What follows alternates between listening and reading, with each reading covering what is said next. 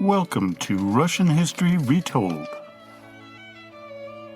Episode 336, The Soviet Space Program, Part 2. Last time, we covered the early years of the Soviet space program. Today, we will wrap up the two-part series, beginning with another shocking development, the launch of a rocket carrying the first human being into space, Yuri Gagarin. The Soviet space program, up until this time, the early 1960s, was full of firsts. The first satellite to go into space, as well as the first animal. Because of this, the world was beginning to wonder whether the Soviet Union and communism were a better system than the capitalist one espoused by the West, and in particular, the United States of America. While the world was stunned by their successes, what few knew were the many failures, as I pointed out in the last episode. Khrushchev was very protective of the image that the Soviet Union presented to the world, especially in the early 1960s, before his ouster in 1964. Still, it was during this period that the Soviet propaganda machine had its greatest successes in the space program. In the last episode, we talked about Laika, the space dog, who showed that living creatures could indeed survive space travel. The obvious next step was to try to launch a human being, but with all the failures in almost all of the rocket launches, this was a risk the Soviet space program was unwilling to take quite yet. The problem, according to Eugene Reichel, the author of the Soviet space program, the lunar mission years 1959 to 1976, was not apparent while reviewing the sensor data of the rocket boosters. Nothing seemed to be abnormal, yet 2 straight launches ended in catastrophic failure. What they did find when combining sensor data of multiple areas of the rocket, quote, showed that the combustion of the fuel produced a pulse mode between 9 and 12 hertz, which led to regular pressure variations of plus or minus 4.5 atmospheres in the combustion chambers. Now, this effect, technically known as longitudinal vibrations, is also known as the pogo effect, and is still, quote, the terror of spaceflight engineers to this day. Aside from the Soviet rockets, the Americans have addressed this issue up until 2025 with a SpaceX launch that had a problem. Now, the Gemini project, space vehicles launched on Titan II rockets exhibited this pogo effect, as did Apollo 6, a crewless Saturn V rocket. Similarly, Apollo 13 suffered a near-fatal pogo effect, which occurred before the oxygen tank explosion, although NASA claimed it was unrelated. Well, the most recent example occurred in January 2025, one I just mentioned, when a SpaceX Starship prototype failed after launch. As for the Soviets, they kept trying to resolve the vibrational problem throughout 1957-58. On December 4th, 1958, the problem seemed to have been solved, but another issue arose with the hydrogen peroxide tank, and after 245 seconds, it too failed. On January 2nd, 1959, Luna 1 was launched with the intent of crashing into the moon. While it made it 370,000 miles from Earth, it missed its mark by flying past the moon by about 3,600 miles. Now, during Stalin's reign of terror, the scientists and engineers would have feared for their lives. But during the Khrushchev era, they were met with praise and congratulations. The propaganda machine of the USSR told the world that the flyby was intentional, and they released the following message, quote, "Glory and honor to the workers of Soviet science and technology. We are taking new paths in the discovery of the secrets of nature and are combining its powers for the good of mankind.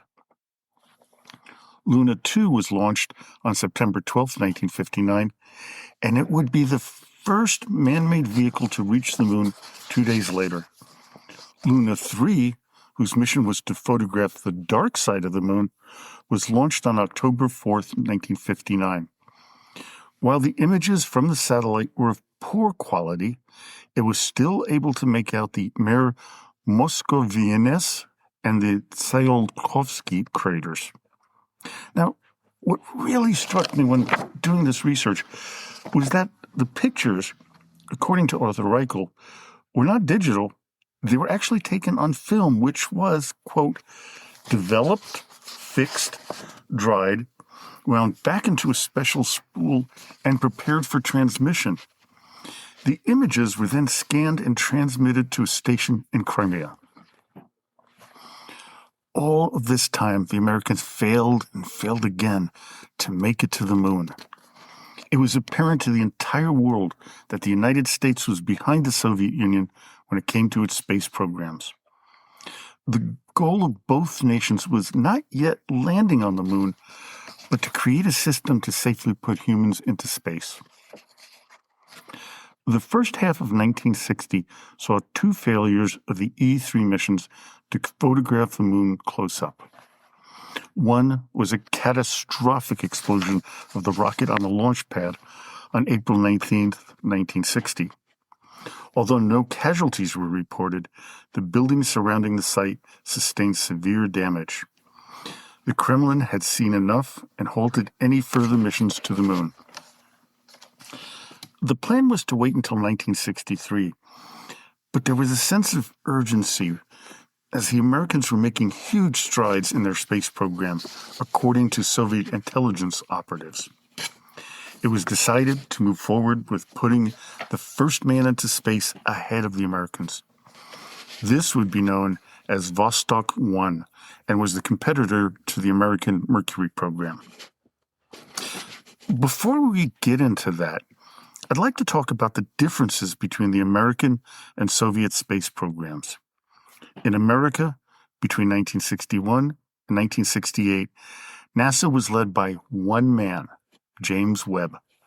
This was in stark contrast to what was happening in the Soviet Union, where there were competing rocket designers aside from Sergei Korolev. They included Mikhail Yangel, Valentin Glushko, and Vladimir Chelomey. By 1960, Korolev's shine began to lose its luster, especially after something known as the Netherland catastrophe. The Netherland disaster, also known as the catastrophe at Baikonur Cosmodrome, was an accidental explosion of a prototype of an R-16 intercontinental ballistic missile on October 24, 1960. While the exact number of people killed that day is quite uncertain, the estimate is that between 54 and 300 people died. One of the few to actually survive was Mikhail Yangel, as he went behind a bunker to smoke a cigarette. He did suffer significant burns and was questioned extensively as to his role in the disaster. Of course, he was eventually absolved of any blame. The stress of the incident, though, led to his suffering a heart attack. The Netherland disaster was the worst in the history of space exploration. Korolev was beginning to battle with Valentin Glushko more and more for supremacy in the rocket program. Korolev's time as the golden child was coming to an end, especially when Chelomey and Yangel sided with Glushko. Korolev's relationship with Khrushchev also began to wane. By this time, Soviet Premier Khrushchev needed another event in the space program to show up the Americans. He would get it with the launch of Vostok 1. Even with all the drama surrounding him, Korolev was still nominally in charge. The R-7 rocket, used primarily as a launch rocket for ICBMs, was tested as a way to reach orbital velocity. With the Soviet spy network informing them that the Americans were almost ready to launch a man into space, the Soviets stepped up their game. The process to select the first man to go was an arduous one. Over 200 men were chosen to be the first test group. They were put through some pretty tough physical trials and mental trials as well, which narrowed the field down to 20. From there, they went through more extensive training, including classes on spaceflight, astronomy, and other science-related fields. This would leave the cosmonaut program with only 6 men. 2 would be forced to drop out, but they were quickly replaced. When the final cut was made, only 1 man stood out, and he stood out heads above the rest, and that, of course, was Yuri Gagarin.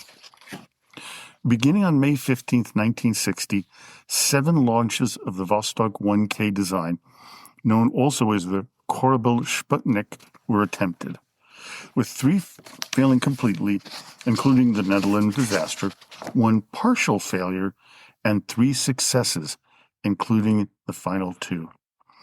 The second-to-last launch of what would be known as the Vostok 3KA design, Korabel Sputnik 4, was launched on March 9, 1961.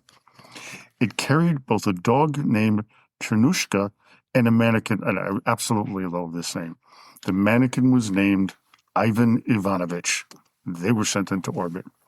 Not only that, about 80 mice and some guinea pigs were sent up.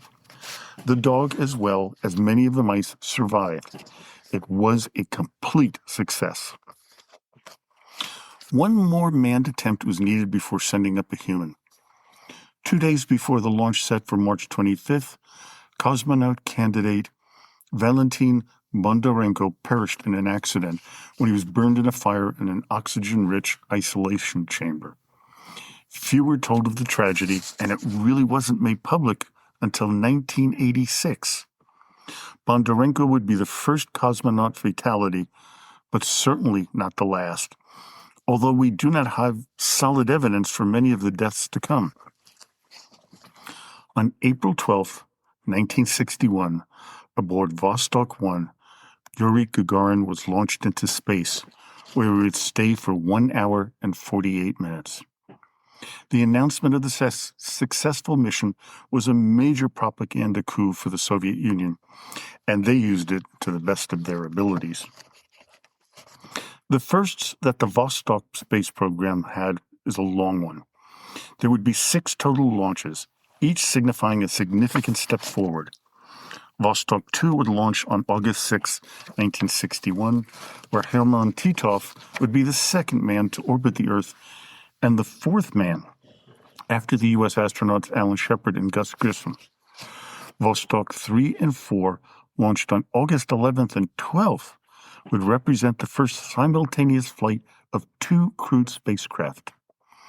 Then, just 4 days later, Vostok 5, with Valery Bykovsky on board, would see the longest solo orbit of the Earth, lasting a little over 4 days.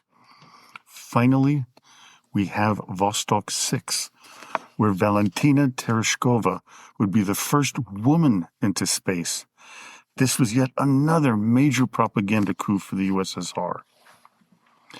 8 more flights were planned for the Vostok program, but all were canceled to begin the new Voskhod space vehicles. Of those, only 5 made it into space, with 1 failing completely. Voskhod 1, launched on October 12th, though, would see, and this is in 1964, would see the first multi-man crew, Vladimir Komarov, Konstantin Fyokitsov, and Boris Yegorov. The next and last, launched on March 18, 1965, piloted by Pavel Belyayev, would see Alexei Leonov become the first person to walk in space. The spacewalk that Leonov would become famous for was not without its share of potentially tragic outcomes. According to the Soviet version of events, which Reichel writes in his book, The Soviet Space Program, The Lunar Mission Years, 1959 to 1976, quote, just 90 minutes after launch, Leonov left the spacecraft through the airlock and for 20 minutes floated next to the Voskhod. Then he climbed back into the vehicle, and after 24 hours in orbit, the two men landed safely on Earth. While the official version sounds pretty good, it was not even close to being accurate. The Voskhod capsules had 2 pressure chambers, one for each cosmonaut. This meant that if anything went wrong with Leonov's spacewalk, his co-pilot, Belyayev, could not help him out.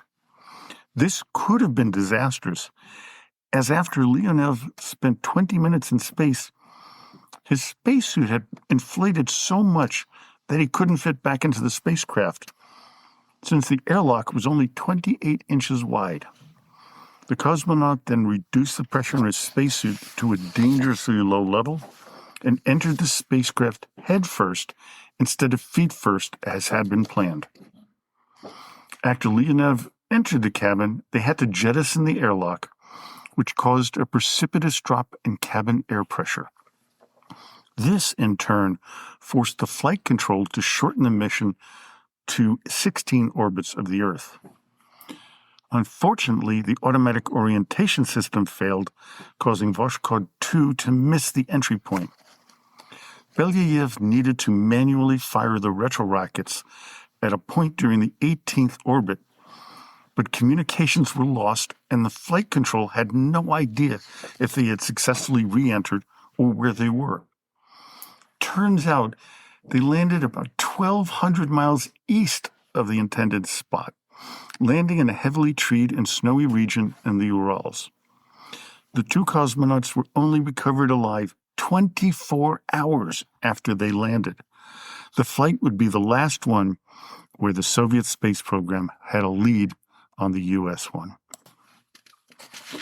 Since they had already achieved an astonishing number of firsts in flights, the Soviet space program began to change. They were no longer looking to make splashy announcements. They became more concerned with achieving longer flights and other more practical uses of space exploration. This would become the Soyuz program. Initiated in the early 1960s, it survived the collapse of the Soviet Union and is still in use by the Russians to this day. Before all of the human space program successes, Sergei Korolev had several other accomplishments in unmanned launches. These included the November 1st, 1962 of Mars 1, and although communications failed, it would be the first man-made object to complete a flyby of Mars. Later, in 1965, the Soviet space program launched Venera 3, which was the first spacecraft to crash on purpose into Venus. This would be the crowning achievement of the last years of Korolev's career. The one objective that he had hoped he could achieve was a flight to reach Mars and land. Korolev would pass away in 1966. Kerim Kerimov, a longtime member of the Soviet space program, would take over the helm and would be its leader for the next 25 years.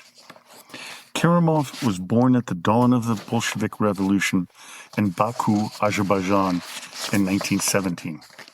Similarly to Korolev, his name was unknown to the outside world until after his retirement in 1991. Korolev would try to guide the Soviet space program towards landing on the moon. Unfortunately, time and time again, rockets would have all sorts of different types of failures. If they succeeded in reaching lunar orbits, the cameras would fail, like the mission known as Luna 11 in 1966. Now, Luna 12 and 13 would be more successful, as 13 would successfully land a unit softly on the moon. By 1967 and 68, the American space program was pulling away from the Soviets. By late 1968, NASA had a manned mission that successfully orbited the moon, way ahead of their counterparts. It was becoming apparent that the Americans would be the first to land on the moon, which occurred on July 20th, 1969. Now, Luna 16 would mark the first successful attempt by the Soviet space program to actually land on the moon, retrieve soil samples, and return to Earth. While there were several successful missions, there were more failures, which eventually caused the Luna N1 to L13 program to be abandoned in 1976. The new focus of the Soviet space program began in 1971 when they began the Salyut program, whose goal was to build an orbiting space station. It was within something known as the Soyuz program. Salyut 1, part of the Soyuz 10 mission, sent 3 cosmonauts to the world's first space station, where they successfully performed a soft docking. However, their attempt at a hard docking failed, causing them to abort the mission and return to Earth. Soyuz 11 would be successful in docking and inhabiting the space station, but unfortunately, the 3 cosmonauts would die of asphyxiation on day 24 as a valve failure occurred on their attempted re-entry. While the tragedy of Soyuz 11 showed the dangers of space travel, the lessons learned would lead to many successful missions over the coming years, including the creation of the Mir space station, parts of which are still being used to this day. Aside from the firsts that I mentioned already, the Soviet space program had many others over the years. These include, in 1971, the first probe to impact the surface of Mars, Mars 2, the first probe to land on Mars, which then became Mars 3. In 1975, the first probe to orbit Venus, making a soft landing on the planet and returning photos from the surface of Venus, and that was Venera 9. In 1980, they sent the first Asian person in space, Vietnamese cosmonaut Pham Tuan, on Soyuz 37, and the first Latin American, Cuban, and person with African ancestry into space, Arnaldo Tamayo Mendez, on Soyuz 38.